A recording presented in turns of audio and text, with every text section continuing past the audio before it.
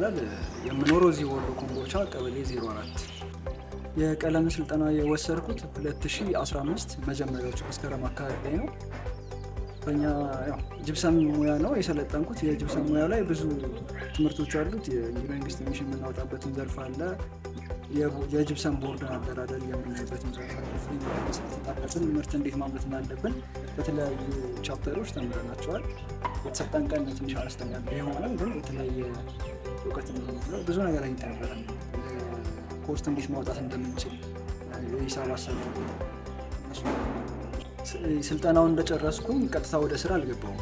ያው የተሰጠን ስልጠና የተወሰነች ያክል ሂንት ለመያዝ ያክል ነው እንጂ ሙሉ ለሙሉ የሆነ እንትን ለማለት የሚያክል ነገር እውቀቱ ቢኖረንም ልምድ ስለሌለ ልምድም ደግሞ ማካበት ያለብን ከታች ረዳት ሆነን በመስራት ስለነበር ከ2 እስከ 3 ወር ያክል ረዳት ሆኜ ሰርቻለሁ መጀመሪያ። ከዛ ልምድ ካገኘውና እውቀቱን አንድ ላይ ሼር ካደረኩ በኋላ የራሴን ስራ ተቀብዬ መስራት ነው። በዚህ በምታዩት አይነት ቤት ሙሉ ቤት ከሆነ ከ10 እስከ 15 በዚህ 3 ዓመት ውስጥ እንደዛ ሰርቻለሁ። የተቆራረጡም እንደዚህ 2-3 ክላሶች ደግሞ ልክ እንደዚህም ሌሎች በቁጥር ይሄን ያክል ለማለት ቢከብድም ምናልባት እነዚህም ከ15 እስከ 20 ምናምን ሊሆን ይችላል። በህይወቴ ላይ የመጣው በጣም ትልቅ ለውጥ አለ። ምክንያቱም የመጀመሪያው ስራ አለኝ ብሎ መግባቱ ራሱ አንድ ነገር ነው የመጀመሪያው ማለት ነው። አይምሮ ማሳረፉም ትልቅ ነገር ነው። ሁለተኛ ደግሞ ስንሰራ ስራውን የምንሰራው በፍቅር ስለሆነ ታማኝነታችንን ብለን ስራዎችን እንትን ስለምንል ሌላችን ስራዎችን ያመጣልናል። በገቢ ሁኔታ ደግሞ የምንሰራው ስራ የሙያ ስራ ስለሆነ የሙያ ስራ የተሻለ ክፍያም ያለው ተቀጣሪ ሆኜ ከምሰራ ይሄ የተሻለ ነው እና በሳንቲም ደረጃ አሪፍ ነው። ቤተሰብንም ይደግፍልኛል። ለራሴን በቂ ሳንቲሞችን ሴቭ አድርጌ የቀጣይ ህይወትን ለማሻሻል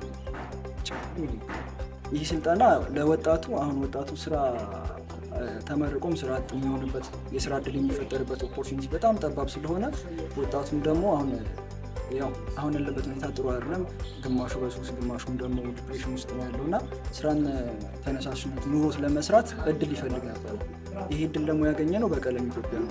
ቀለም ኢትዮጵያ አብዛኛውን ወጣት ሰብስቦት ልምዶችን በአራት ዘርፍ በውሃ፣ በሴራሚክ፣ በጅብሰም እና በኤሌክትሪካል እያስተማረ ስልጠናውን ሰልጥነንም ደግሞ አልቀረንም ወደ ስራም ገብተንበታልና ወደ ይሄን ስልጠና በመሰልጠናችን በጣም ትልቅ ለውጥ አለው በህይወታችን ማለት ነው። እቺ የሙያ ትንሽ ቀን የሰለጠንኳት ስልጠና በህይወቴ ትልቅ ለውጥ አምጥታልኛለች ማለት ነው። ስልጠናውን ማመስገን የሚፈልገው ያው ድርጅት ምንም በላይ ይህን ድርጅት በጣም አመሰግናለሁ። እንዲበረታታና እንዲቆም አልፈልግም። ከዚህም በኋላ ሌሎች ወጣቶችንም እንደዚህ ሰፖርት በማድረግ ምናልባትም እኛም ብቻም ሳይሆን እኛም ደግሞ በአቅማችን የምንችለውን ነገር እናደርጋለን። መቀጠር ያለብን እየሰለጠኑ የወጡትን ደግሞ ፈቃደኛ ከሆኑ እኛ ጋር አምጥተን አስለምደን እንደኛ ፕሮፌሽናል እንዲሆኑ እናደርጋለንና ሁሉም ከጎናችን ነን። በጣም ደስተኛ ነን። በጣም